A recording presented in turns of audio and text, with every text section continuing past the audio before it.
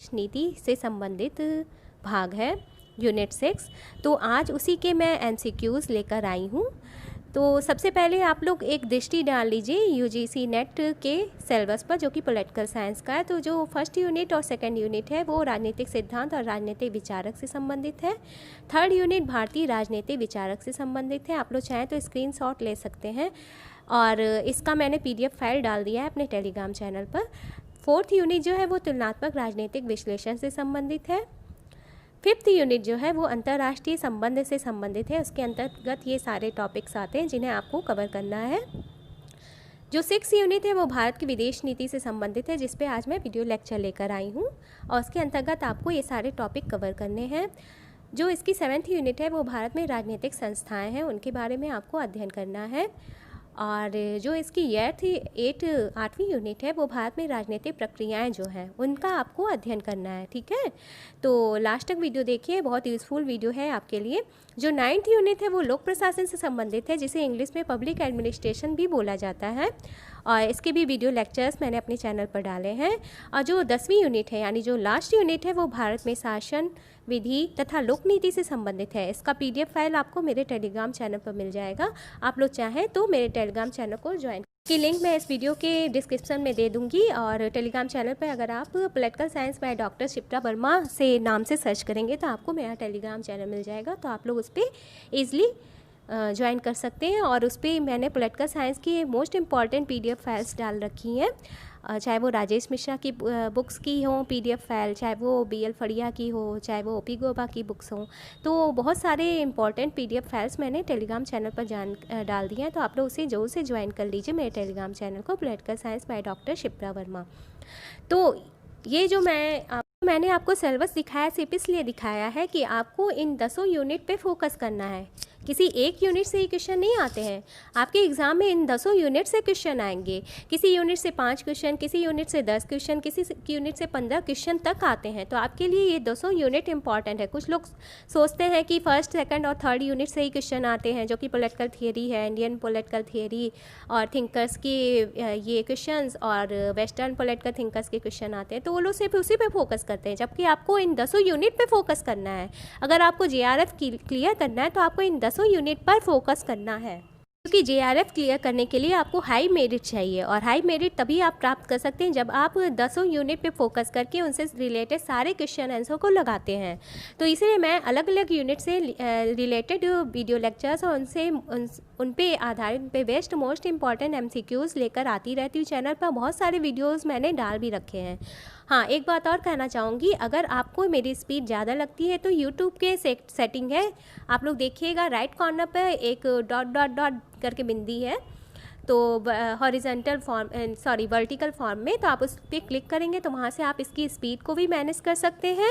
और रेजुलेशन अगर आपकी 144 है तो आप उसका रेजुलेशन बढ़ा लीजिए, 240 या 360 पे कर देंगे तो आपको बिल्कुल क्लियर वीडियो दिखाई देगा। तो आपकी शिकायत भी दूर हो जाएगी। तो आज जो वीडियो लेक्चर वो यूनिट 6 का है, भारत की विदेश नीति और भारत की पड़ोसी देशों के साथ संबंध से संबंधित अत्यंत महत्वपूर्ण क्वेश्चन मैं लेकर आपके सामने आई हूँ। तो चलिए शुरू करते हैं आज का वीडियो लेक्चर। लास्ट तक देखिएगा वीडियो लेक्चर। तो आपके सामने स्क्रीन पर पहला क्वेश्चन है, भारत की विदेश नीति के मूल सिद्धांत भारतीय संविधान के किस अनुच्छेद में दिए गए हैं? आपके ऑप्शन है पहला अनुच्छेद 49, 50, अनुच्छेद 51 और 52। तो इसका वर्णन अनुच्छेद 51 के अंतर्गत किया गया है। भारत की विदेश नीति के मूल सिद्धांतों का जो वर्णन किया गया है वो अनुच्छेद 51 में किया गया है। ठीक है, भाग 4, और ये भाग 4 में है। भारत के संविधान के भाग 4 के अनुच्छेद 51 में भारत की विदेश नीति के मूल सिद्धांतों का वर्णन किया गया है।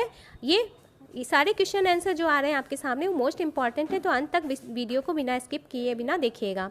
असली ग्रुप निरपेक्षता का नारा कब और किस सरकार ने दिया था? आपके ऑप्शन है 1972 अटल बिहारी वाजपेयी ने, 1976 गुलजारी लाल नंदा ने, 1977 मोरारजी देसाई ने, और 1994 लाल बहादुर शास्त्री ने। असली गुट निरपेक्षता का नारा कब और किस सरकार ने दिया था? आपके ऑप्शन है, देख लीजिए। क्या ये अटल बिहारी वाजपेयी ने दिया था? क्या ये 1976 में गुलजारी लाल नंदा ने दिया था? ठीक है, तो आपका ऑप्शन सही है सी। 1977 में मोरारजी देसाई ने असली गुटनिरपेक्षता का नारा दिया था। ठीक है, 1977 में। कब दिया था? 1977 में। और किसने दिया था? मोरारजी देसाई ने। ठीक है, ये सारे क्वेश्चन मोस्ट इंपॉर्टेंट है, अंत तक वीडियो को बिना स्किप किए बिना देखिएगा। नेक्स्ट क्वेश्चन है, भारत सोवियत शांति मैत्री और सहयोग संधि कब लागू हुई थी? थोड़ा सा प्रिंटिंग मिस्टेक है, मैनेज कर लीजिएगा। भारत सोवियत शांति मैत्री और सहयोग संधि कब लागू हुई थी? क्या ये 1971 में लागू हुई थी, 1972 में, 1973 में या 1975 में? ठीक है, तो आप लोग देख लीजिए, तो ये 1971 में लागू हुई थी। ठीक है, 1971 में अगस्त महीने में ये लागू हुई थी। भारत सोवियत शांति और सहयोग संधि 1971 अगस्त में लागू हुई थी। ठीक है, तो इसमें 20 समझौतों पर हस्ताक्षर हुए थे। और ये जो भारत सोवियत मैत्री और शांति संधि है, उसके तहत अत्यंत महत्वपूर्ण समझौता हुआ था। 20 समझौते पर हस्ताक्षर हुए थे और जिसके द्वारा हमारी विदेश नीति को मजबूती प्रदान करने की कोशिश की गई थी इस संधि के द्वारा। ठीक है, विदेश नीति क्या होती है? आप लोग मुझे कमेंट करके बताइए कि किसी भी राष्ट्र की विदेश नीति से क्या तात्पर्य है। ठीक है, नेक्स्ट क्वेश्चन है आपके सामने स्क्रीन पर, क्वेश्चन 4। प्रथम एशियाई संबंध सम्मेलन कहाँ आयोजित हुआ था? प्रथम एशियाई संबंध सम्मेलन कहाँ आयोजित हुआ था? क्या ये मनीला में हुआ था? क्या ये टोक्यो में हुआ था, टोक्यो में? क्या ये नई दिल्ली में हुआ था या क्या ये कोलंबो में हुआ था? क्वेश्चन नंबर 4 है, तो ये हुआ था नई दिल्ली में। प्रथम एशियाई संबंध सम्मेलन नई दिल्ली में आयोजित हुआ था। प्रथम एशियाई संबंध सम्मेलन नई दिल्ली में आयोजित हुआ था। नेक्स्ट क्वेश्चन है, भारतीय विदेश नीति आधारित है? क्या ये सैनिक गठबंधन पर आधारित है? क्या ये गुटनिरपेक्षता पर आधारित है? क्या ये तटस्थता पर आधारित है या फिर असहयोग पर आधारित है? देखिए क्या होगा इसका आंसर। तो ये गुटनिरपेक्षता पर आधारित है, यानी किसी भी शक्ति गुट में शामिल हुए बिना अपनी स्वतंत्र विदेश नीति का संचालन करना। ठीक है, अपनी स्वतंत्र नीति का संचालन करना किसी भी गुट में शामिल हुए बिना। तो भारत की विदेश नीति गुटनिरपेक्षता के सिद्धांत पर आधारित है और इसका वीडियो लेक्चर में भी मैं बहुत जल्दी लेकर आऊँगी गुटनिरपेक्ष ये संघ पर। नेक्स्ट क्वेश्चन है क्वेश्चन नंबर 6। भारत की पूर्वी अवलोकन नीति का लक्ष्य है चीन के साथ घनिष्ठ संबंधों के लिए, जापान के साथ घनिष्ठ संबंधों के लिए, आसियान देशों के साथ घनिष्ठ संबंधों के लिए या फिर सार्क देशों के साथ घनिष्ठ संबंधों के लिए। भारत की पूर्व अवलोकन नीति का क्या लक्ष्य है? आपको इसका जवाब देना है। ये सारे क्वेश्चन जो है मोस्ट इम्पॉर्टेंट हैं, तो वीडियो को स्किप किए बिना अंत तक वीडियो को देखिएगा और पसंद आ रहा है तो इसे लाइक, शेयर और कमेंट भी जरूर से कर दीजिएगा, क्योंकि आपके सुझाव मेरे लिए अत्यंत महत्वपूर्ण हैं। क्वेश्चन देखिए, तो ये है आसियान देशों के साथ घनिष्ठ संबंधों पर आधारित है। ये सारे वीडियो लेक्चर्स आएंगे आसियान पे भी, तो आप लोग मेरे चैनल को ज्वाइन कर लीजिए, क्योंकि इस पर मैं मोस्ट इम्पॉर्टेंट वीडियो लेक्चर्स डालती हूँ जो कि आपके एग्ज़ाम के लिए मोस्ट इम्पॉर्टेंट है। तो भारत की पूर्व अवलोकन नीति का लक्ष्य है आसियान देशों के साथ घनिष्ठ संबंधों को मजबूत बनाना। ठीक है, आसियान देशों के साथ घनिष्ठ संबंधों को मजबूत बनाने के लिए भारत की पूर्व अवलोकन नीति का जो लक्ष्य है वो ये था कि आसियान देशों के साथ घनिष्ठ संबंध स्थापित किए जाए। और आसियान पे भी मैं वीडियो लेक्चर जल्द ही लेकर आऊँगी अपने चैनल पर। ठीक है, तो नेक्स्ट क्वेश्चन है आपके सामने, भारतीय विदेश नीति एक दिशा की ओर संकेत, एक दिशा संकेत ये किसकी रचना है? भारतीय विदेश नीति एक नई दिशा संकेत ये किसकी रचना है? क्या ये महेंद्र कुमार की रचना है? क्या ये वेद प्रताप वैदिक की रचना है? क्या ये जवाहरलाल नेहरू की रचना है या फिर वी.के. कृष्ण मेनन की रचना है? देखिए आप लोग को थोड़ा सा टाइम मैं दे रही हूँ ताकि आप लोग अपने आंसर को चूज कर सकें। तो ये वेद प्रताप वैदिक की रचना है, भारत की विदेश नीति एक नई दिशा संकेत। ठीक है, नेक्स्ट क्वेश्चन है आपके सामने स्क्रीन पर, भारत की विदेश नीति आधारित है, सॉरी ये फिर से रिपीट हो गया है, तो भारत की विदेश नीति किस पर आधारित है? मैं पहले ही बता चुकी हूँ, गुटनिरपेक्षता के सिद्धांत पर आधारित है। नेक्स्ट क्वेश्चन है, पड़ोसी देशों के प्रति भारत की विदेश नीति आधारित है मुनरो सिद्धांत पर, बंदूक नौका कूटनीति पर, रक्त एवं लौ की नीति पर या गुजराल सिद्धांत पर। पड़ोसी देशों के प्रति भारत की विदेश नीति किस पर आधारित है? और भारत के पड़ोसी देशों के साथ जो विदेश नीति है उस पे भी मैं MCQs इसी वीडियो में लेकर आई हूँ, तो आप लोग अंत तक वीडियो को देखिएगा धैर्य के साथ, ताकि आपका इस टॉपिक से रिलेटेड सारा कॉन्सेप्ट क्लियर हो जाए। आप लोग इन सभी MCQs को देखिए तो ये आधारित है गुजराल सिद्धांत पर। पड़ोसी देशों के प्रति भारत की विदेश नीति आधारित है गुजराल सिद्धांत पर, यानी ऑप्शन द जो है इसका राइट आंसर है। ठीक है, आप लोग एक बार इस वीडियो देखने के बाद इसको रिवीज़न जरूर से कर लीजिएगा, क्योंकि इसका रिवीज़न कर लेंगे तो आपको सारे क्वेश्चन के answer tip of the tongue हो जाएंगे। ठीक है, और आपका एग्ज़ाम मोस्ट प्रोबेबली जुलाई के लास्ट वीक या फिर अगस्त में हो सकता है, तो तैयारी करते रहिए। नेक्स्ट क्वेश्चन है, प्रथम एशियाई संबंध सम्मेलन कहाँ पर आयोजित हुआ था? क्या ये मनीला में आयोजित हुआ था, क्या ये टोक्यो में आयोजित हुआ था, या फिर नई दिल्ली में? तो हो गया है, नई दिल्ली में आयोजित हुआ था। नेक्स्ट क्वेश्चन है, पंचशील सिद्धांत के प्रतिपादक कौन थे? तो पंचशील सिद्धांत के प्रतिपादक क्या महात्मा गांधी थे? ठीक है, तो इसका आंसर है डी, पंडित नेहरू। पंडित नेहरू जी पंचशील सिद्धांत के प्रतिपादक थे और 29 अप्रैल 1954 में इस समझौते पर इस सिद्धांत को पर मोहर लगा था। ठीक है, पंचशील सिद्धांत पर मोहर लगी थी और 29 अप्रैल 1954 पर पंचशील समझौता हुआ था। किसके बीच हुआ था? आप लोग मुझे कमेंट करके ज़रूर से बताइएगा। ठीक है, ये सारे क्वेश्चन आप लोग देखिए और रिवाइज भी कर लीजिएगा। इस वीडियो को दोबारा देखकर रिवाइज भी कर लीजिएगा और आपका ये टॉपिक से रिलेटेड सारे क्वेश्चन जो हैं इस वीडियो में कवर हो जाएंगे। भारत की विदेश नीति और भारत के पड़ोसी देशों के साथ जो विदेश नीति भारत ने अपनाया है वो सारा इसी वीडियो में, इससे संबंधित मोस्ट इम्पॉर्टेंट क्वेश्चन ये सारे इसी वीडियो में आपके कवर हो जाएंगे। तो अंत तक धैर्य के साथ वीडियो को देखिएगा, क्योंकि आप लोग पूरा वीडियो नहीं देखते हैं। मैंने देखा है कि आप लोग पूरा वीडियो नहीं देखते हैं और बीच में से ही वीडियो देख के बंद कर देते हैं, क्योंकि मुझे पता चल जाता है। ठीक है, ये मुझे पता चल जाता है। तो अंत तक वीडियो को देखिए और इसे शेयर भी कर दीजिएगा ज़्यादा से ज़्यादा। तो जो पंचशील सिद्धांत था उसके प्रतिपादक थे पंडित जवाहरलाल नेहरू और इस पर अंतिम मोहर कब लगी थी? 29 अप्रैल 1954 को। ठीक है, सोवियत शांति मैत्री सहयोग संधि कब हुई थी? जो कि 20 वर्षीय संधि थी। ऑप्शन है अगस्त 1971, अगस्त 1970। तो इसका जो सही आंसर है वो है अगस्त 1971। भारत सोवियत शांति मैत्री सहयोग संधि कब हस्ताक्षरित हुई थी? जो ये 20 वर्षीय संधि थी, तो ये अगस्त 1971 में हस्ताक्षरित हुई थी। नेक्स्ट क्वेश्चन है, भारत अमेरिका परमाणु समझौता किस पर आधारित है या किससे संबंध है? सैनिक परमाणु समझौते पर, नागरिक परमाणु सहयोग से, भारत के परमाणु कार्यक्रम की समाप्ति से या उपरोक्त में से कोई नहीं। भारत अमेरिका जो परमाणु समझौता हुआ था वो किससे संबद्ध है? आपको ये बताना है। क्वेश्चन पूछ रहा है कि भारत का जो अमेरिका के साथ परमाणु समझौता हुआ था वो किसके साथ संबंध है? ठीक है, तो ये नागरिक परमाणु सहयोग से संबंधित है। भारत अमेरिका परमाणु समझौता नागरिक परमाणु सहयोग से संबंधित है। ठीक है, ये सारे क्वेश्चन आप लोग देख के ही जान गए होंगे कि कितने इम्पॉर्टेंट है और ये ऐसे क्वेश्चन हैं जो इस टॉपिक से पूछे जा सकते हैं आपके एग्ज़ाम में। ठीक है, इस यूनिट से, इस टॉपिक से, भारत की विदेश नीति से पूछे जा सकते हैं और इसमें 123 महत्वपूर्ण समझौतों पर हस्ताक्षर हुए थे। इसे 130 समझौते के नाम से भी जाना जाता है। ठीक है, तो भारत अमेरिका परमाणु समझौता किससे संबंधित है? नागरिक परमाणु सहयोग से। ठीक है, आप लोग चाहें तो स्क्रीनशॉट भी ले सकते हैं या फिर इसे दोबारा रिवाइज करके भी देख सकते हैं इस वीडियो को, तो आपको पूरा टिप ऑफ द टंग हो जाएंगे सारे क्वेश्चन। ठीक है, नेक्स्ट क्वेश्चन है, मेक इन इंडिया भारत सरकार की एक पहल है जिसका प्राथमिक उद्देश्य बहुराष्ट्रीय एवं भारतीय कंपनियों को भारत में अपने उत्पाद बनाने के लिए प्रोत्साहित करना है। यह कार्यक्रम प्रधानमंत्री नरेंद्र मोदी ने कब लॉन्च किया था?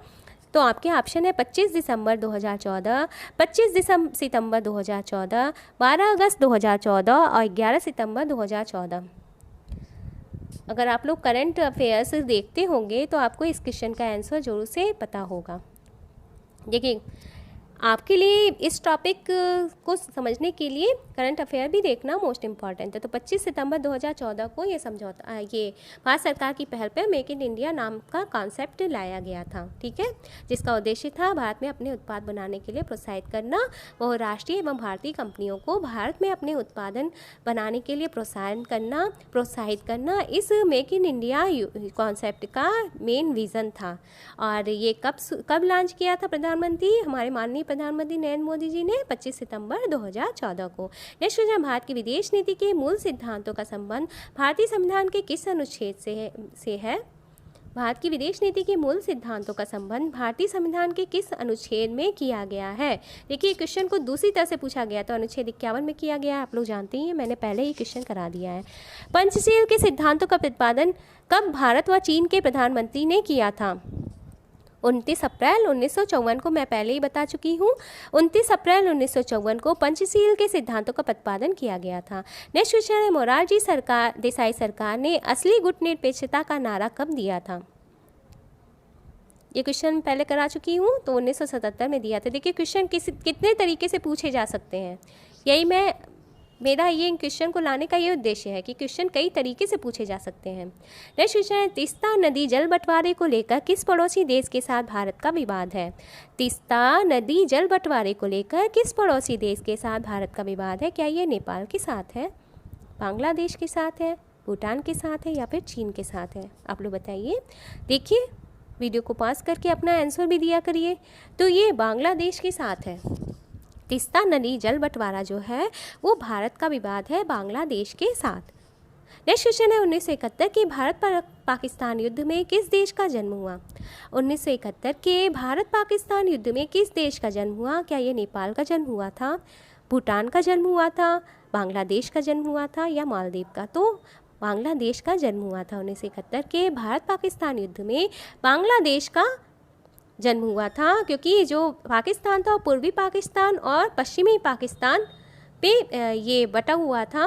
तो शिमला में 1972 में इसके अंतर्गत समझौता भी हुआ, शिमला समझौता भी हुआ, ठीक है, और इसके अंतर्गत महत्वपूर्ण सिद्धांत प्रतिपादित किए थे। नेक्स्ट क्वेश्चन है, महाकाली संधि किन देशों के बीच हुई थी? महाकाली संधि किन देशों के बीच हुई थी? भारत और नेपाल के बीच, भारत और श्रीलंका के बीच, भारत और पाकिस्तान के बीच या भारत और चीन के बीच? महाकाली संधि किन देशों के बीच हुई थी? वीडियो को पॉज करके आप लोग अपना आंसर भी देते रहिए। देखिए कितने क्वेश्चन के आंसर आप लोग सही सही दे सकते हैं। महाकाली संधि किन देशों के बीच हुई थी? तो ये भारत और नेपाल के बीच हुई थी महाकाली संधि, ठीक है। ये सारे क्वेश्चन मोस्ट इंपॉर्टेंट है, तो वीडियो को स्किप मत करिएगा, अंत तक वीडियो को देखिएगा। नेक्स्ट क्वेश्चन, निम्नलिखित में से किसके सक्रिय प्रयासों से भारत पाक नहरी पानी समझौता 1960 में हुआ था? किसके सक्रिय प्रयासों से भारत पाक नहरी पानी समझौता 1960 में हुआ था? सुरक्षा परिषद के प्रयासों से, अंतर्राष्ट्रीय न्यायालय के प्रयासों से या फिर संयुक्त राष्ट्र महासचिव के प्रयास से या फिर विश्व बैंक के प्रयास से? तो आपको बताना है कि किसके सक्रिय प्रयासों से भारत और पाकिस्तान के मध्य नहरी पानी समझौता 1960 में हुआ था। ये क्वेश्चन भी मोस्ट इम्पॉर्टेंट है, आप लोग वीडियो को पॉज करिए और इसका आंसर दीजिए। तो ये विश्व बैंक के संयोग से सक्रिय प्रयासों से, विश्व बैंक के सक्रिय प्रयासों से भारत और पाकिस्तान के मध्य नहरी पानी समझौता 1960 में हुआ था। कब हुआ था? 1960 में हुआ था। तो ये भी मोस्ट इम्पॉर्टेंट है कि भारत और पाकिस्तान के मध्य नहरी पानी समझौता कब हुआ था? ये हुआ था 1960 में। किसके सहयोगी प्रयास, किसके सक्रिय प्रयासों से यह समझौता हुआ था? तो विश्व बैंक के सक्रिय प्रयासों से यह समझौता हुआ था, जिसके अंतर्गत महत्वपूर्ण सुझाव दिए गए थे, ठीक है।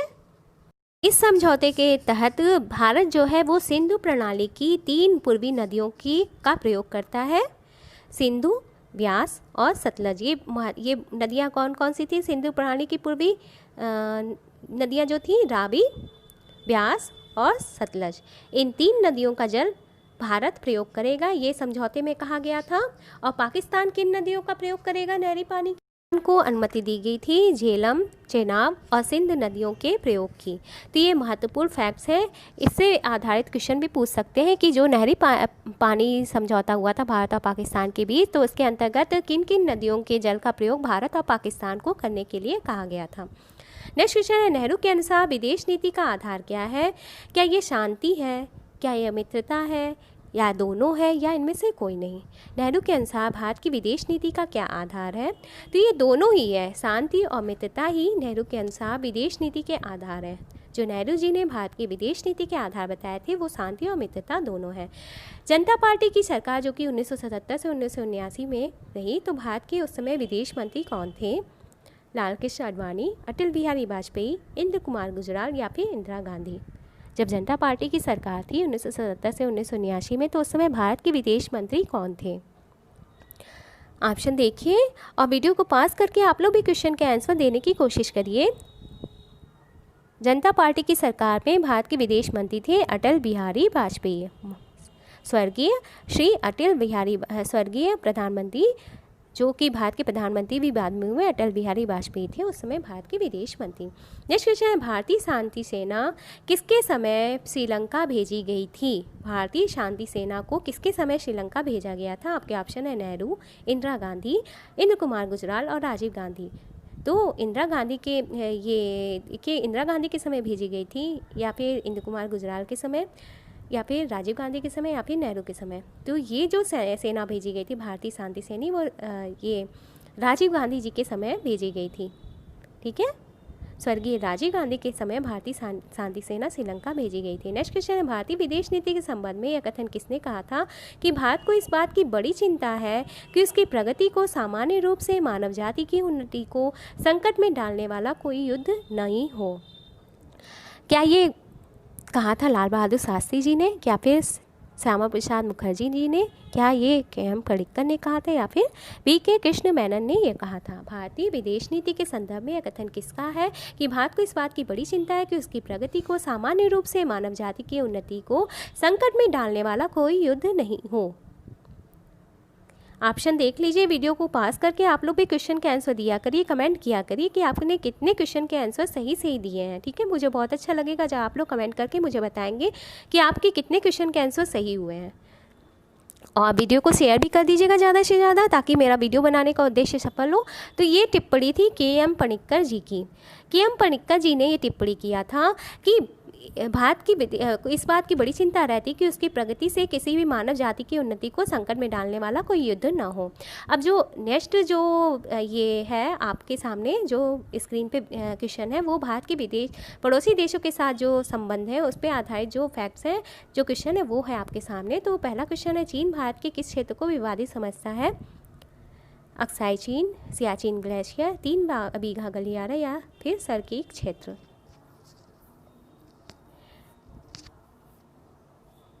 क्वेश्चन देखिए, वीडियो को पास करिए। तो चीन भारत के किस क्षेत्र को विवादित समझता है? ये है अक्साई चीन का क्षेत्र। ठीक है, इसका सही आंसर क्या है? अक्साई चीन का क्षेत्र। जो 3 फैक्ट्स हैं वो 3 बीघा गलियारा भारत और बांग्लादेश, और सियाचिन ग्लेशियर और सर्किक क्षेत्र भारत और पाकिस्तान के बीच विवाद का मामला है। भारत का वह प्रधानमंत्री कौन था जिसने चीन की कभी यात्रा नहीं की? राजीव गांधी, जवाहरलाल नेहरू, इंदिरा गांधी और पी.वी. नरसिम्हा राव। वह कौन से प्रधानमंत्री थे जिसने चीन की कभी भी यात्रा नहीं की है? आपसे ये पूछा जा रहा है। वीडियो को पास करिए, आंसर देने की कोशिश करिए। आप लोग भी कमेंट में अपने आंसर बताइएगा मुझे, और बताइएगा कितने क्वेश्चन के आंसर आपके सही हुए। तो इंदिरा गांधी एक ऐसी ही प्रधानमंत्री थी जिन्होंने कभी भी चीन की यात्रा नहीं की थी। ठीक है, नेक्स्ट क्वेश्चन है, भारत और चीन के बीच में विवाद है।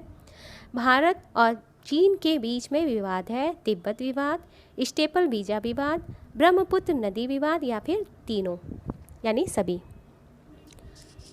भारत और चीन के बीच विवाद है। आई थिंक इसका आंसर देना तो आपके लिए इजी होगा अगर आपने भारत की विदेश नीति पढ़ा है। तो ये सभी हैं, भारत और चीन के बीच विवाद के विषय ये तीनों ही हैं। तिब्बत विवाद भी है, स्टेपल वीजा विवाद भी है, ब्रह्मपुत्र नदी विवाद भी है। ठीक है, आप लोग चाहेंगे तो मैं स्टेपल वीजा विवाद क्या था इस पर वीडियो लेक्चर दे दूंगी, अगर कमेंट चाहते हैं तो कमेंट करिएगा। नेक्स्ट है, भारत की विदेश नीति कैसी रही? शांति व सहयोग की, हिंसा की, साम्राज्यवाद की, या फिर उपनिवेशवाद की? भारत की विदेश नीति कैसी रही, आपको ये बताना है। ये तो बहुत इजी क्वेश्चन है, आप लोग कमेंट करिए। तो ये शांति व सहयोग पर आधारित थी। भारत की जो विदेश नीति है वो शांति व सहयोग की भावना पर आधारित है। ठीक है, इसमें हिंसा, साम्राज्यवाद या उपनिवेशवाद का कोई स्थान ही नहीं है। नेक्स्ट क्वेश्चन है, भारत चीन युद्ध को सुलझाने के लिए कौन सा प्रस्ताव लाया गया था? कायरा प्रस्ताव, ढाका प्रस्ताव, बेलग्रेड प्रस्ताव, या फिर कोलंबो प्रस्ताव? भारत चीन युद्ध को सुलझाने के लिए इनमें से कौन सा प्रस्ताव लाया गया था, आपको ये बताना है। वीडियो को पास करिए और आंसर दीजिए मुझे, मेरे साथ साथ कमेंट करिएगा आंसर को। भारत चीन युद्ध को सुलझाने के लिए कौन सा प्रस्ताव लाया गया था? मुझे ये भी बताइएगा कि आपने कितने क्वेश्चन के आंसर सही दिए। तो भारत चीन युद्ध को सुलझाने के लिए जो प्रस्ताव लाया गया था वो था कोलंबो प्रस्ताव। ठीक है, भारत चीन युद्ध को सुलझाने के लिए कोलंबो प्रस्ताव लाया गया था और ये कब लाया गया था? 1962 में। ठीक है, 1962 में ही चीन ने भारत पर आक्रमण भी किया था, ये तो आपको पता ही होगा। सिलेबस से रिलेटेड जो मोस्ट इम्पॉर्टेंट बुक्स हैं वो उस पर ऊपर मैंने वीडियो लेक्चर बनाया है और इसके इन स्क्रीन पर मैं उसका लिंक दे दूँगी, तो आप लोग उस वीडियो को भी ज़ोर से देखिएगा ताकि आपको अपने ये सारे यूनिट्स की नॉलेज हो जाए कि आपको किन पे फोकस करना है, किन किन विषयों पर फोकस करना है, कौन कौन से फैक्ट्स को पढ़ना है। और सारे यूनिट ही इम्पॉर्टेंट हैं, जो 10 यूनिट है वो आपके एग्ज़ाम के लिए मोस्ट इम्पॉर्टेंट है, तो 10 यूनिट पे फोकस करिए, किसी एक यूनिट पे फोकस मत करिएगा, ये आपके लिए हानिकारक होगा। मैं बार बार कह रही हूँ 10 यूनिट आपके लिए मोस्ट इम्पॉर्टेंट है। किसी यूनिट से 5, किसी से 10, किसी से 15, किसी से कभी कभी 20 क्वेश्चन तक भी पूछता है किसी यूनिट से उठाकर। तो सारे ये यूनिट आपके लिए इम्पॉर्टेंट हैं और वीडियो को लास्ट तक देखिएगा। मोस्ट इम्पॉर्टेंट MCQs मैं आपके हल करवा रही हूँ इस वीडियो के माध्यम से। और इसके अंतर्गत आपका जो टॉपिक है भारत के पड़ोसी देशों के साथ जो संबंध है, जो भारत ने पड़ोसी देशों के साथ नीति अपनाई है, उससे रिलेटेड ये सारे क्वेश्चन मैं आपको सॉल्व करवा रही हूँ। नेक्स्ट क्वेश्चन है आपके सामने स्क्रीन पर। भारत दक्षिण एशिया में सकारात्मक समरूपता का अनुसरण कर रहा है, ये आपका कथन है। भारत को चीन पाकिस्तान एकजुटता द्वारा सामरिक रूप से निरोधित रखा जा रहा है, तो कथन है और असर्शन रीजन का है ये क्वेश्चन। ए और आर दोनों सत्य हैं और ये एक दूसरे की सही व्याख्या है। ए और आर दोनों सत्य है और सही व्याख्या नहीं कर रहे हैं। ए सत्य है परंतु आर असत्य है, ए असत्य है परंतु आर सत्य है। कथन है भारत दक्षिण एशिया में सकारात्मक समरूपता का अनुसरण कर रहा है, तो ये कथन तो सही है। क्यों? सकारात्मक समरूपता का ही अनुसरण कर रहा है ना भारत दक्षिण एशिया में। और जो इसका कारण है, भारत को चीन पाकिस्तान एकजुटता द्वारा सामरिक रूप से निरोधित रखा जा रहा है, तो ये फैक्ट सही है। तो ए और आर दोनों फैक्ट सही हैं और ये एक दूसरे की सही व्याख्या भी कर रहे हैं। भारत को चीन पाकिस्तान एकजुटता द्वारा सामरिक रूप से निरोधित रखा जा रहा है। नेक्स्ट क्वेश्चन है असर्शन और रीजन का ही है। तो भारत और चीन ने 21वीं सदी में एक रचनात्मक एवं सहयोग के संबंध का मार्ग अपनाया था, ये कथन है। कारण है चीन ने पाकिस्तान की परमाणु नीति का विरोध किया है। क्या ये दोनों फैक्ट सही हैं? देखिए, तो ए आर दोनों सत्य है और ए बी की सही व्याख्या है। बी है ए और आर दोनों सत्य है परंतु सही व्याख्या नहीं है। सी है ए सत्य है परंतु आर असत्य है और डी है ए सत्य है परंतु ए असत्य है परंतु आर सत्य है। तो देखिए, भारत और चीन ने 21वीं सदी में एक रचनात्मक एवं सहयोग के संबंध का मार्ग अपनाया था, ये कथन सत्य है। लेकिन जो ये कारण बता रहा है कि चीन ने पाकिस्तान की परमाणु नीति का विरोध किया, तो ऐसा इसने कभी नहीं किया। चीन तो प्रत्यक्ष रूप से पाकिस्तान को सहयोग प्रदान करता है, तो ऐसा इसने कभी नहीं किया है। चीन एक तरह से पाकिस्तान को हमेशा सहयोग देता रहा है और भारत के प्रति जो उसकी नीति है वो कूटनीति, एक तरह से समझ लीजिए कूटनीति खेल रहा है चीन। एक तरफ तो पाकिस्तान को सहयोग दे रहा है और दूसरी तरफ से भारत से ये मित्रता का दावा करता है चीन। ठीक है, मेरा ऐसा मानना है, आपका क्या मानना है आप लोग मुझे कमेंट करके बताइएगा। ठीक है, तो सीपेक है चाइना पाकिस्तान इकोनॉमिक कॉरिडोर, इसको भी समर्थन दे रहा है, इसके भी निर्माण पर सहयोग कर रहा है चीन, सीधे पाकिस्तान को सहयोग कर रहा है और इस प्रकार से पाकिस्तान की परमाणु नीति का भी ये समर्थन करता रहा है चाइना और हमेशा से सहयोग करता रहा है पाकिस्तान को। तो सी ऑप्शन सही है। नेक्स्ट क्वेश्चन है भारत श्रीलंका समझौते का मुख्य प्रयोजन क्या था? तमिलों के विरुद्ध भारत का युद्ध, श्रीलंका का विभाजन करने का भारत का इरादा, सिंहली और तमिलों के बीच सजाति विषयक संघर्ष समाप्त करना, तमिल मिलिटेंट ग्रुपों का वैधीकरण करना। इसका क्या उद्देश्य था, क्या प्रयोजन था, आपको ये बताना। ये क्वेश्चन यही पूछ रहा है कि भारत श्रीलंका समझौते का मुख्य प्रयोजन क्या था।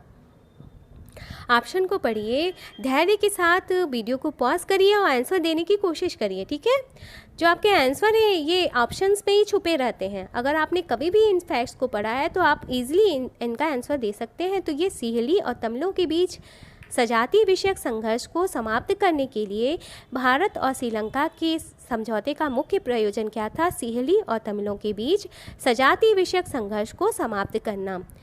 ठीक है, और ये 1987 में किया गया था 29 जुलाई 1987 को ये समझौता किया गया था और इसका प्रयोजन था तमिली और सिहली के बीच सिहली और तमिलों के बीच सजातीय विषयक संघर्ष को समाप्त करना। ये सारे क्वेश्चन जो हैं वो मोस्ट इम्पॉर्टेंट हैं और इनके बीच जो सजातीय संघर्ष था वो काफ़ी, ये मतलब इसकी कोई सीमा ही नहीं थी।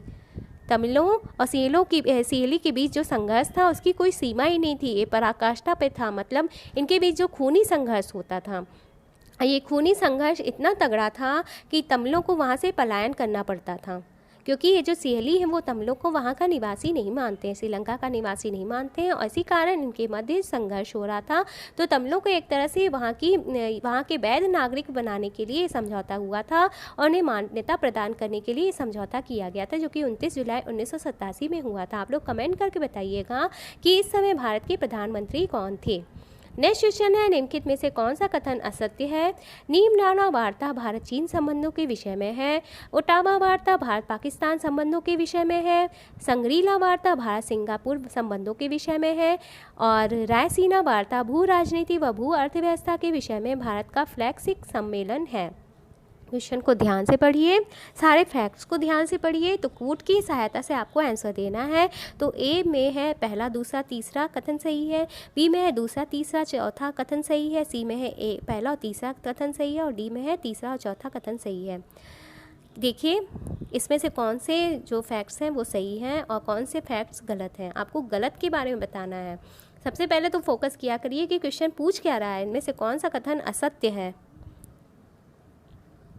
ठीक है, कौन सा कथन असत्य है आपको ये बताना है, सत्य नहीं असत्य कथन को बताना है।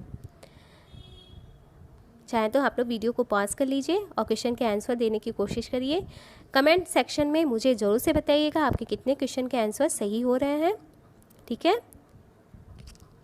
आंसर है ऑप्शन सी, यानी जो ये पहला और तीसरा जो कथन है वो गलत है। नीमराना वार्ता भारत चीन के संबंधों के विषय में है और संग्रीला वार्ता भारत सिंगापुर संबंधों के विषय में ये गलत है।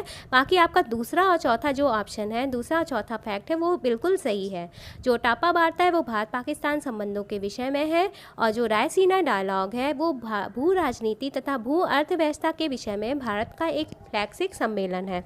तो ऑप्शन 1 और 3 यानी सी जो है, सी ऑप्शन वो सही है, यानी जो पहला कथन है और जो तीसरा कथन है वो गलत है। अभी क्यों गलत है इसके बारे में भी आप लोग जान लीजिए, क्योंकि मोस्ट इम्पॉर्टेंट वार्ता हुई थी वो भारत और चीन के मध्य नहीं हुई थी, बल्कि ये नीमराना वार्ता भारत और पाकिस्तान के मध्य हुई थी।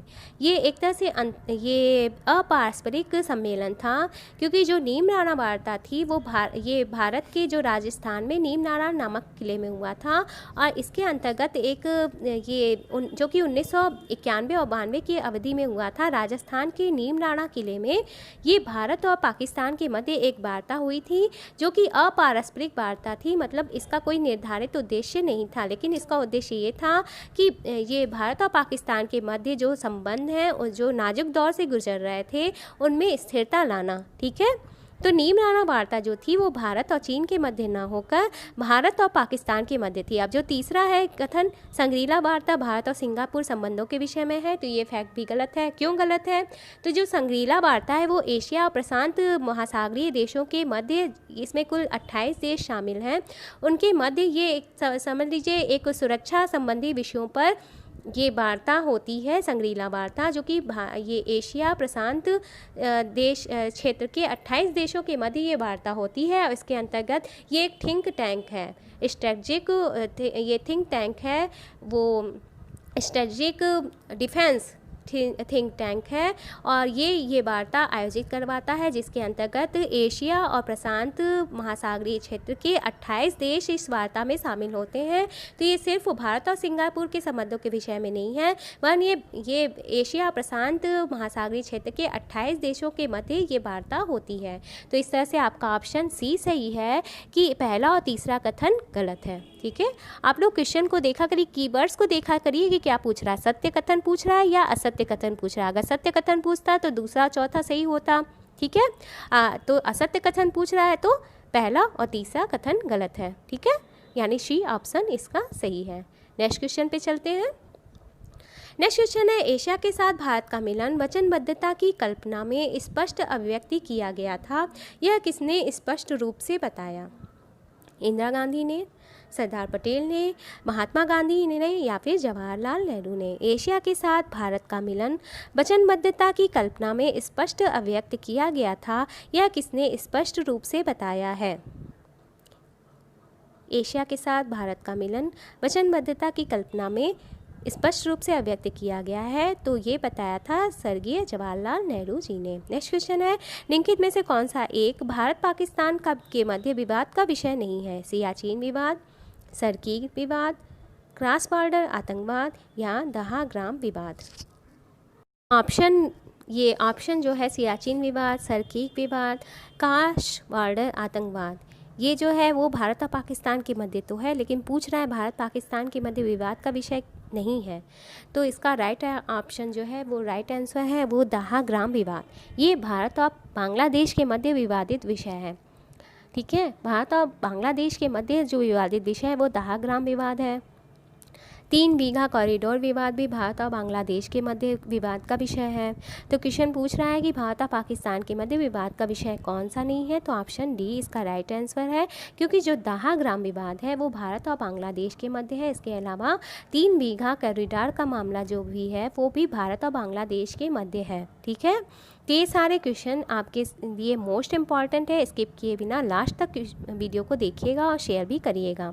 नेक्स्ट क्वेश्चन है, भारत और नेपाल में ने संशोधित दोहरा करारोपण परिहार समझौता पर कब हस्ताक्षर किया था? आपके ऑप्शन है 2011, 2012, 2010 या फिर 2009।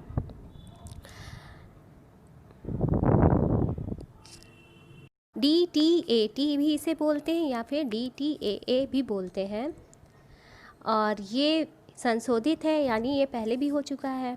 तो संशोधित दोहरा करारोपण परिहार समझौता कब हुआ था? ये 2011 में हुआ था।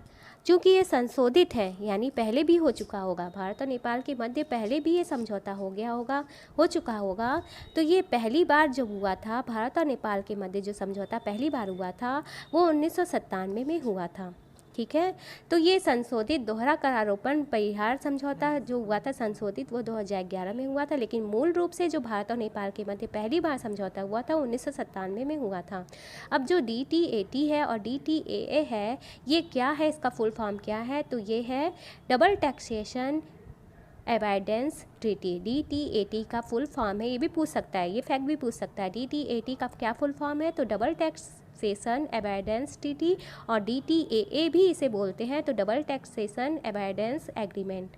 तो ये फैक्ट्स भी मोस्ट इम्पॉर्टेंट हैं, आप लोग चाहें तो इसे नोट डाउन कर लीजिए, ये सारे फैक्ट्स मोस्ट इम्पॉर्टेंट हैं।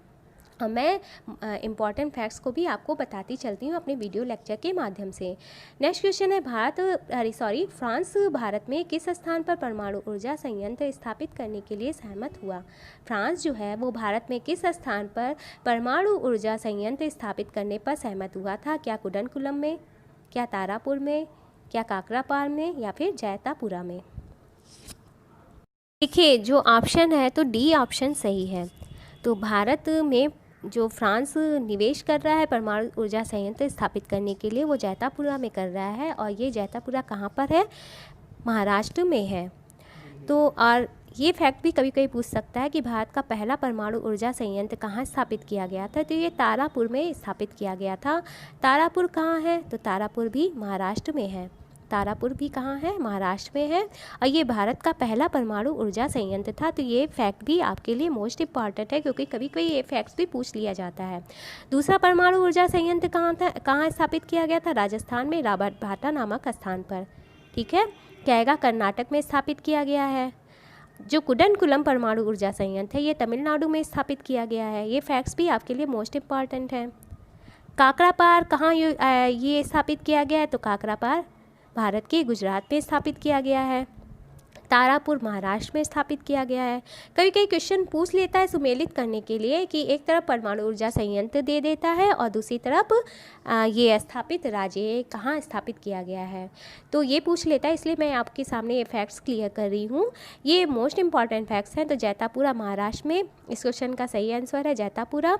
काकरापार गुजरात में है परमाणु ऊर्जा संयंत्र। तारापुर भी महाराष्ट्र में है जो भारत का पहला परमाणु ऊर्जा संयंत्र था। कुडनकुलम जो है वो तमिलनाडु में स्थापित किया गया है। ठीक है। कैगा नामक एक परमाणु ऊर्जा संयंत्र है, ये एक्स्ट्रा फैक्ट मैं बता रही हूँ। कैगा नामक परमाणु ऊर्जा संयंत्र कहाँ है, आपके कर्नाटक में है। उत्तर प्रदेश में भी एक परमाणु ऊर्जा संयंत्र है, उसका नाम है नरोरा नामक स्थान पे है नरोरा परमाणु ऊर्जा संयंत्र, ये उत्तर प्रदेश में है। तो ये सारे फैक्ट्स जो मैं आपको बता रही हूँ ये भी मोस्ट इम्पॉर्टेंट हैं, तो इन्हें आप चाहें तो नोट डाउन करते हुए चलिए। नेक्स्ट क्वेश्चन है निम्नलिखित में से कौन सा सुमेलित नहीं है। देखिए सुमेलित वाला क्वेश्चन आ गया ना। निम्नलिखित में से कौन सा सुमेलित नहीं है। फरक्का बांध भारत बांग्लादेश, 123 आणविक समझौता, देखिए मैंने बताया था 123 आणविक समझौता भारत अमेरिका, ये तो सुमेलित है ही।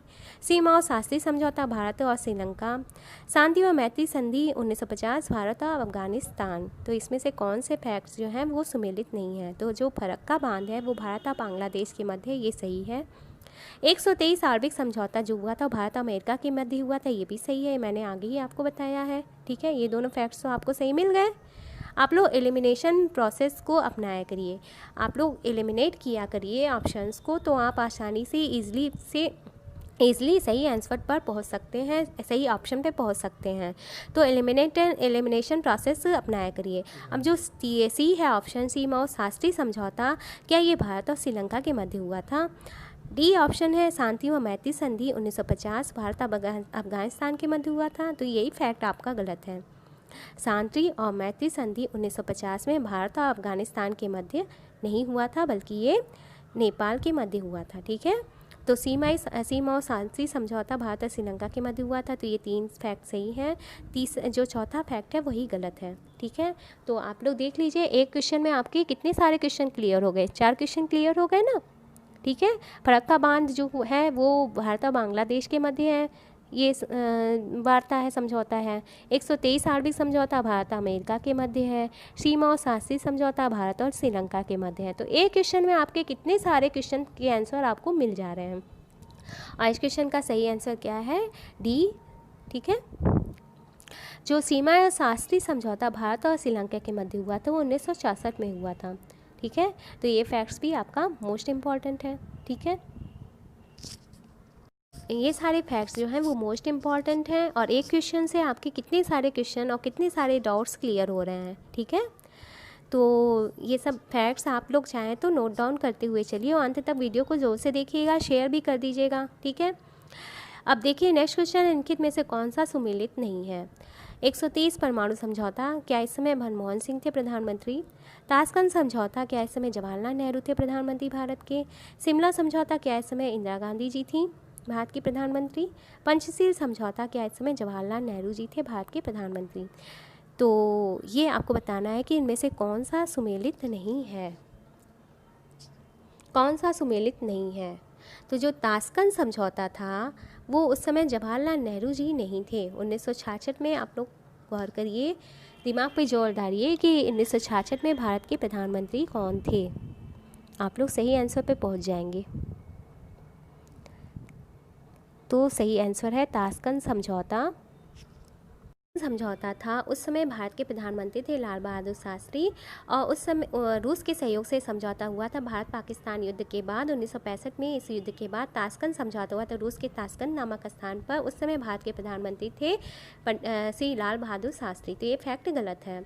शिमला समझौता इंदिरा गांधी के समय हुआ था 1972 में। ठीक है, ये फैक्ट्स भी नोट करते जाइए। और पंचशील समझौता ये भारत और पाकिस्तान के मध्य हुआ था, भारत और चीन के मध्य हुआ था। उस समय भारत के प्रधानमंत्री थे पंडित जवाहरलाल नेहरू।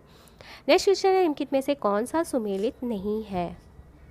ऑप्शन है भारतीय संसद पर आतंकी हमला, क्या ये 2001 में हुआ था। वाजपेयी की बस कूटनीति, क्या ये 2000 में हुई थी। सार्क की स्थापना 1985 में हुई थी।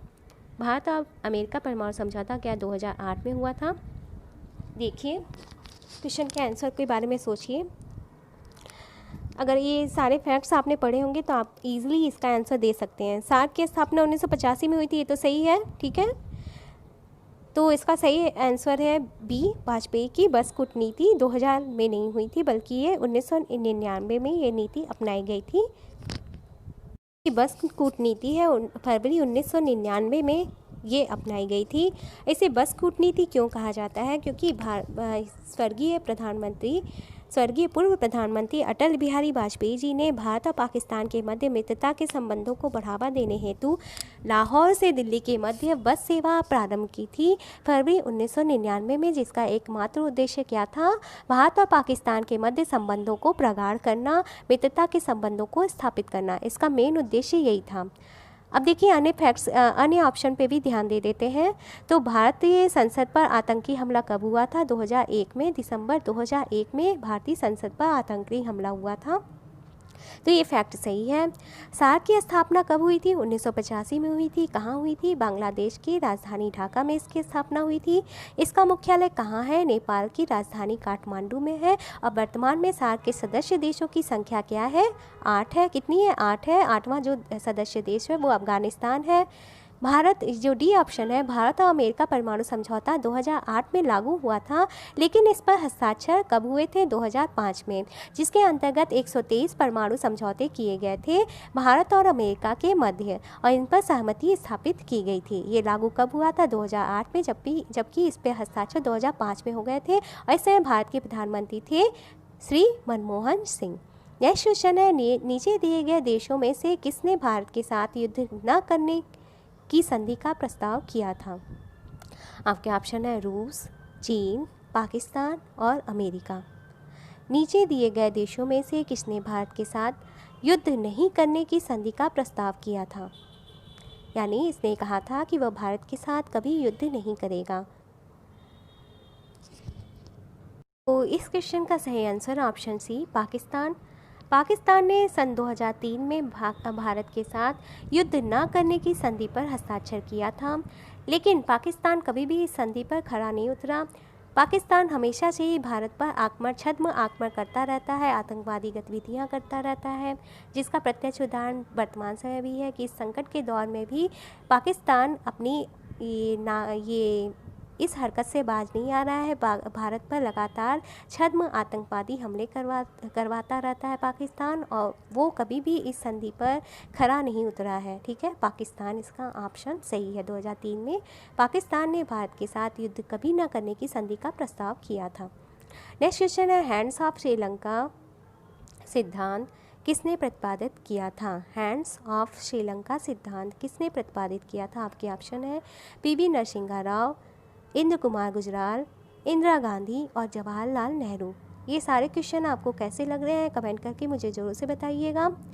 और ये क्वेश्चन आपको ये वीडियो आपको अगर अच्छा लग रहा है तो इसे ज़्यादा से ज़्यादा शेयर कर लीजिएगा, ताकि आपकी तरह अन्य नीडफुल स्टूडेंट्स भी इस वीडियो का फ़ायदा उठा सकें। तो इसका सही आंसर है सी, इंदिरा गांधी। क्वेश्चन है, किस देश की संसद के ब्लॉक का नाम अटल ब्लॉक रखा गया है?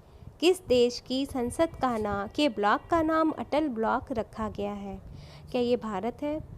क्या ये श्रीलंका है? क्या ये अफ़गानिस्तान है? क्या ये पाकिस्तान है? तो इस क्वेश्चन का सही आंसर है सी, पाकिस्तान। अफ़गानिस्तान। तो अफ़गानिस्तान देश की संसद के ब्लॉक का नाम अटल ब्लॉक रखा गया है। इसका सही आंसर है अफ़गानिस्तान। ठीक है, बात और बताना चाहूँगी कि इस वीडियो की स्क्रीन पे एक आई बटन है, एक गोल घेरे में आई बटन है, उस पर आप लोग क्लिक करिएगा तो मेरे चैनल के अन्य महत्वपूर्ण वीडियो तक आप उस आई बटन पे क्लिक करके पहुंच सकते हैं। मेरे चैनल पे बहुत सारे इम्पॉर्टेंट वीडियो लेक्चर्स बने हैं जिन्हें आपको देखना अपने एग्ज़ाम को क्लियर करने के लिए मोस्ट इम्पॉर्टेंट है। तो आई बटन पे क्लिक करके आप लोग उन वीडियोस को देख सकते हैं। नेक्स्ट क्वेश्चन है, कच्चा तीबू द्वीप श्रीलंका को किस प्रधानमंत्री ने सौंपा था? कच्चा तीबू द्वीप श्रीलंका को किस प्रधानमंत्री ने सौंपा था? आपके ऑप्शन है ए नेहरू, बी राजीव गांधी, स इंदिरा गांधी और द लाल बहादुर शास्त्री। कच्चा तीबू द्वीप श्रीलंका को किस प्रधानमंत्री ने सौंपा था? तो ये इंदिरा गांधी जी ने सौंपा था कच्चा तीबू द्वीप श्रीलंका को। इंदिरा गांधी जी ने सौंपा था। ये सारे जो क्वेश्चन हैं आपके एग्ज़ाम के लिए मोस्ट इम्पॉर्टेंट हैं, ठीक है। तो किसी भी क्वेश्चन को हल्के में मत लीजिएगा। नेक्स्ट क्वेश्चन है, तापी गैस पाइपलाइन परियोजना में शामिल नहीं है तुर्कमेनिस्तान, अफ़गानिस्तान, ईरान और भारत। तापी गैस पाइपलाइन परियोजना में कौन सा राष्ट्र शामिल नहीं है? आपको इस क्वेश्चन का आंसर देना है।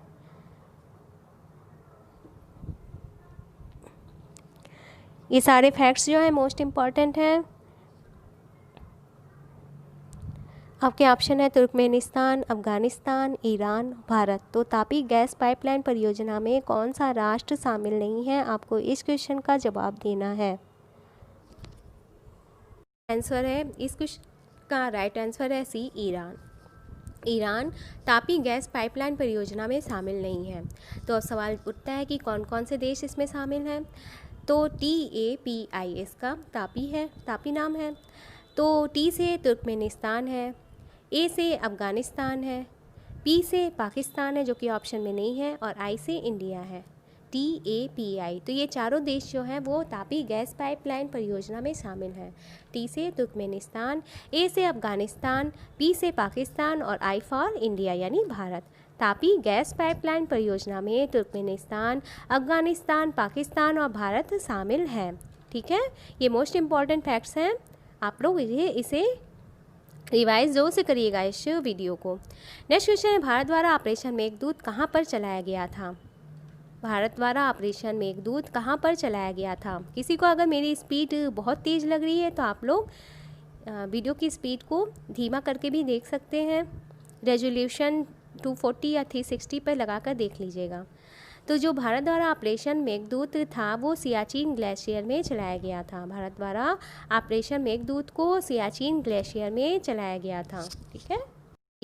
सियाचिन ग्लेशियर है वो दुनिया का सबसे ऊंचाई पर स्थित युद्ध क्षेत्र है और यहीं पर भारत द्वारा ऑपरेशन मेघदूत चलाया गया था, ठीक है।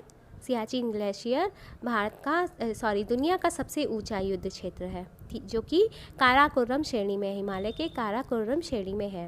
नेक्स्ट क्वेश्चन है, कालाबाग बांध परियोजना किस नदी पर निर्माणाधीन है? आपके ऑप्शन है ए झेलम, बी सिंधु, सी रावी और डी चिनाब। कालाबाग बांध परियोजना किस नदी पर निर्माणाधीन है? आपको इस क्वेश्चन का आंसर बताना है। क्या ये झेलम है, क्या ये सिंधु है, क्या ये रावी है या फिर ये चिनाब है? तो ये सिंधु नदी है जिस पर कालाबाग बांध परियोजना का सही आंसर है बी सिंधु। कालाबाग बांध परियोजना सिंधु नदी पर निर्माणाधीन है। आप तो जानते हैं कि भारत और पाकिस्तान के मध्य जो नहरी पानी समझौता हुआ था 1960 में हुआ था। मैंने इस वीडियो के प्रारंभ में ही आपको बताया है, जिसके अंतर्गत 6 नदियों के नियंत्रण क्षेत्र को निर्धारित किया गया था विश्व बैंक के सहयोग से।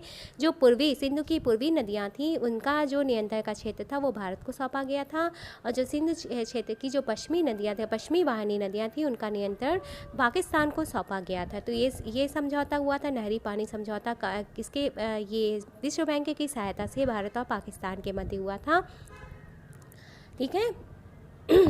जो भारत की जो नदियाँ सौंपी गई थी वो कौन कौन सी थी आप लोग कमेंट करके बताइएगा। मैंने पहले ही बताया, और जो पाकिस्तान को सौंपी गई थी नदियाँ वो कौन कौन सी थी आप लोग कमेंट करके ज़रूर से बताइएगा। मैंने इस वीडियो के प्रारंभ में ही बताया है, तो कमेंट जरूर से करिएगा। नेक्स्ट क्वेश्चन, तुलबुल परियोजना किन 2 देशों के बीच विवाद का कारण है?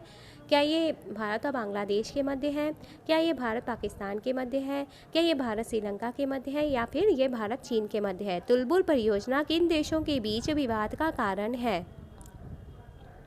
तो इसका सही आंसर है भारत और पाकिस्तान के मध्य। तुलबुल परियोजना जो है वो भारत और पाकिस्तान के मध्य विवाद का कारण है।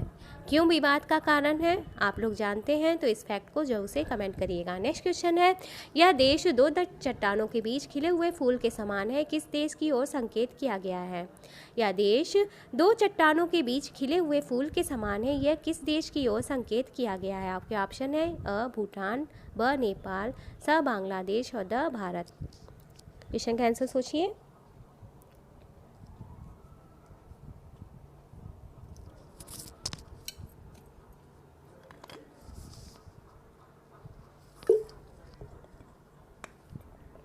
क्वेश्चन का सही आंसर है ब नेपाल।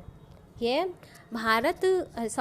नेपाल देश की ओर संकेत करता है ये क्वेश्चन कि यह देश दो चट्टानों के बीच खिले हुए फूल के समान है। नेक्स्ट क्वेश्चन है, the making of Indian foreign policy नामक पुस्तक किसने लिखी है? आपके ऑप्शन है लॉर्ड वेबल, पंडित जवाहरलाल नेहरू, जे बंदोपाध्याय और चौथा सरदार पटेल। या the making of Indian foreign policy नामक पुस्तक किसने लिखी है? The making of Indian foreign policy, तो ये लिखी है जे बंदोपाध्याय ने। ये पुस्तक है जे बंदोपाध्याय की, the making of Indian foreign policy. ये बुक जो है वो बहुत अच्छी बुक है, आप लोग चाहें तो इसे लेकर पढ़ सकते हैं, लाइब्रेरी अटेंड कर सकते हैं और ये बुक पढ़ सकते हैं। नेक्स्ट क्वेश्चन है, निम्नलिखित में से कौन सा देश ASEAN+3 में शामिल है? आपके ऑप्शन है चीन, भारत, जापान, चीन, दक्षिण कोरिया, रूस, चीन, रूस, जापान और चीन, जापान, दक्षिण कोरिया। कौन से देश ASEAN+3 में शामिल हैं? आपको ये बताना है। ASEAN+3 में शामिल देश हैं चीन, जापान, दक्षिण कोरिया। ASEAN+3 में शामिल देश हैं चीन, जापान, दक्षिण कोरिया। ऑप्शन डी इसका राइट आंसर है। ठीक है, देखिए ये ASEAN+3 नामक संगठन कब अस्तित्व में आया था? तो ये अस्तित्व में आया था 1997 में। ASEAN+3 नामक संगठन 1997 में अस्तित्व में आया था। ये मोस्ट इम्पॉर्टेंट क्वेश्चन है और बहुत सी सारी परीक्षाओं में ये क्वेश्चन पूछा गया है। और इसमें जो देश शामिल है वो हैं चीन, जापान और दक्षिण कोरिया। तो इसे ये आप कोजाची से नामक ट्रिक से एक ट्रिक के माध्यम से भी याद रख सकते हैं। कोजाची ट्रिक से दक्षिण का कोचाची, तो दक्षिण कोरिया हो गया, जा से जापान हो गया और ची से चीन हो गया। और ये कब अस्तित्व में आया था? 1997 में। ASEAN+3 नामक संगठन अस्तित्व में आया था 1997 में। तो ये सारे क्वेश्चन आपके लिए मोस्ट इंपॉर्टेंट है। आप लोग मुझे कमेंट करके जरूर से बताइएगा आपके कितने क्वेश्चन के आंसर सही हो रहे हैं। वीडियो लेक्चर पसंद आ रहा है तो इसे ज़्यादा से ज़्यादा शेयर कर दीजिएगा, ठीक है। और चैनल पर नए आए तो सब्सक्राइब भी कर दीजिएगा। देखिए ये सारे वीडियो बनाने में मुझे बहुत मेहनत लगती है। सारे फैक्ट्स और सारे क्वेश्चन मोस्ट इंपॉर्टेंट है जो कि आपकी आगामी परीक्षा के लिए अत्यंत महत्वपूर्ण है। नेक्स्ट क्वेश्चन है, अपने पड़ोसी देशों के प्रति भारत की नीति का अपारस्परिकता का सिद्धांत किस विचार का प्रतिपादन करता है?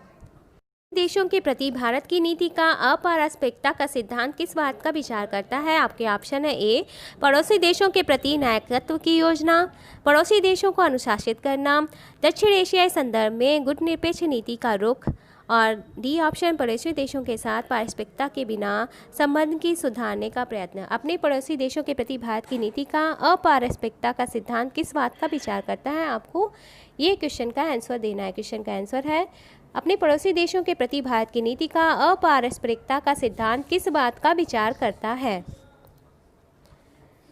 वीडियो को पॉज कर लीजिए और कमेंट करिए आंसर को मेरे साथ साथ। वीडियो को पॉज करके आप लोग क्वेश्चन का आंसर सर्च करने की कोशिश किया करिए। तो इस क्वेश्चन का सही आंसर ऑप्शन डी, पड़ोसी देशों के साथ पारस्परिकता के बिना संबंध को सुधारने का प्रयत्न है इस सिद्धांत का उद्देश्य। भारत की नीति जो है अपारस्परिकता का सिद्धांत, वो इस बात पर विचार करता है कि पड़ोसी देशों के साथ पारस्परिकता के बिना संबंध को सुधारने का प्रयत्न किया जाए, और इस नीति का प्रतिपादन किया गया था सन 1996 में। तो ये सारे फैक्ट्स जो हैं वो मोस्ट इम्पॉर्टेंट है। जो इस वीडियो को लास्ट तक देखेगा वो इन सारे फैक्ट्स को जान भी जाएगा और इन पर अमल करके वो अपने एग्ज़ाम को क्रैक करने में आगे बढ़ेगा, ठीक है। तो JRF क्लियर करना है तो आपको हाई मेरिट लानी होगी, और हाई मेरिट लाने के लिए आपको पॉलिटिकल साइंस का जो सिलेबस है, जो 10 यूनिट है, उन सभी पे फोकस करना मोस्ट इम्पॉर्टेंट है। नेक्स्ट क्वेश्चन है, निम्न को सही कालानुक्रम में रखिए। बांग्लादेश स्वतंत्रता युद्ध, कारगिल युद्ध, राजीव जयवर्धन समझौता और चीन द्वारा भारत पर आक्रमण। अगर आप लोग इनके सन को जानते होंगे तो आप लोग ईजिली इन्हें सही कालानुक्रम पर बैठा सकते। तो देखिए ये कब हुआ था, ये सारी घटनाएं किस सन में घटित हुई थी? तो इस पे देखिए, बांग्लादेश स्वतंत्रता युद्ध 1971 में हुआ था। कारगिल युद्ध कब हुआ था? 1999 में हुआ था। राजीव जयवर्धन समझौता जो हुआ था वो 1987 में हुआ था, ठीक है। और ये 1987 में हुआ था राजीव जयवर्धन समझौता। चीन द्वारा भारत पर आक्रमण कब किया गया था? 1962 में किया गया था। तो इस हिसाब से आप लोग सही कालानुक्रम में आप लोग बैठा सकते हैं। तो सबसे पहले कौन सी घटना हुई थी? चीन द्वारा भारत पर आक्रमण। तो सबसे पहले कौन सा ऑप्शन, सबसे पहले कौन सी घटना हुई थी? तो चौथा, ठीक है। फिर बांग्लादेश स्वतंत्रता युद्ध हुआ था 1971 में, तो फिर आ जाएगा दूसरा। फिर क्या हुआ था? राजीव जयवर्धन समझौता हुआ था, तो आ जाएगा तीसरा। फिर क्या हुआ था सबसे अंत में? कारगिल युद्ध, जो कि 1999 में हुआ था, तो आ जाएगा दूसरा। सॉरी, तो 4 1 3 2, ठीक है। मैंने पहले 2 बोल दिया था। तो 4 1 3 2 ये जो है ये सही क्रम है। पहले चीन द्वारा भारत पर आक्रमण, फिर बांग्लादेश स्वतंत्रता युद्ध, फिर राजीव जयवर्धन समझौता, फिर कारगिल युद्ध। आप लोग चाहें तो इन्हें नोट डाउन कर सकते हैं कि ये समझौता, ये सब सारी घटनाएं कब हुई थी। अब इस वीडियो का लास्ट क्वेश्चन है आपके सामने कि एक्ट ईस्ट पॉलिसी का संबंध भारत के किस प्रधानमंत्री से रहा है? एक्ट ईस्ट पॉलिसी का संबंध भारत के किस प्रधानमंत्री के साथ रहा है? देखिए, वीडियो बनाने में काफ़ी मेहनत लगती है। आप लोग वीडियो को लास्ट तक नहीं देखते हैं, तो आप लोग ज़रूर से देखा करिए, क्योंकि इन वीडियो को बनाने में बहुत मेहनत लगती है और ये वीडियो जो है आपके एग्ज़ाम को क्रैक करने में मोस्ट इम्पॉर्टेंट है। तो इस क्वेश्चन का सही आंसर है बी, नरेंद्र मोदी। तो इनका संबंध नरेंद्र मोदी से है। और ये पॉलिसी कब अपनाई गई थी भारत के द्वारा? 2014 में। एक्ट ईस्ट पॉलिसी को अपनाया गया था भारत द्वारा 2014 में, और इस समय भारत के प्रधानमंत्री थे श्री नरेंद्र मोदी जी। तो ये सारे फैक्ट्स जो है वो मोस्ट इम्पॉर्टेंट है, और जो जिसने भी लास्ट तक इस वीडियो को देखा वो अपने एग्ज़ाम को सक्सेसफुली क्रैक करने में की ओर आगे बढ़ रहा है। और इसे लुक ईस्ट पॉलिसी भी कहा जाता है, इसे लुक ईस्ट पॉलिसी भी कहा जाता है, ठीक है। और सबसे पहले इसके ऊपर ध्यान दिया गया था 1992 में, और इसी को आगे बढ़ाया गया नरेंद्र मोदी जी द्वारा 2014 में, ठीक है। इसको लुक ईस्ट पॉलिसी का ही एक सुधारा हुआ रूप, एक आप कह सकते हैं संवर्धित रूप है एक्ट ईस्ट पॉलिसी, और इसे आगे बढ़ाया गया था नरेंद्र मोदी जी द्वारा 2014 में। और ये लुक ईस्ट पॉलिसी का ही एक तरह से संशोधित या परिवर्धित रूप है, जिसके अंतर्गत भारत द्वारा नई नीतियाँ, नए सिद्धांत को अपनाया गया और नई चुनौतियों का सामना करने के लिए और अपने पड़ोसी देशों के साथ संबंध को सुधारने के क्रम में इसे आगे बढ़ाया गया। इस पॉलिसी को अपनाया गया भारत के द्वारा, जो कि पूर्व की ओर जो भारत के पड़ोसी देश हैं उनके साथ ये सिद्धांत अपनाया गया, उनके साथ संबंधों को सुधारने के लिए। तो ये था आपका वीडियो लेक्चर। तो ये था आज का वीडियो लेक्चर। ये वीडियो लेक्चर आपको कैसा लग रहा है कमेंट करके मुझे ज़रूर से बताइएगा। आपके सुझाव मुझे बहुत पसंद आते हैं जब आप लोग सुझाव देते हैं।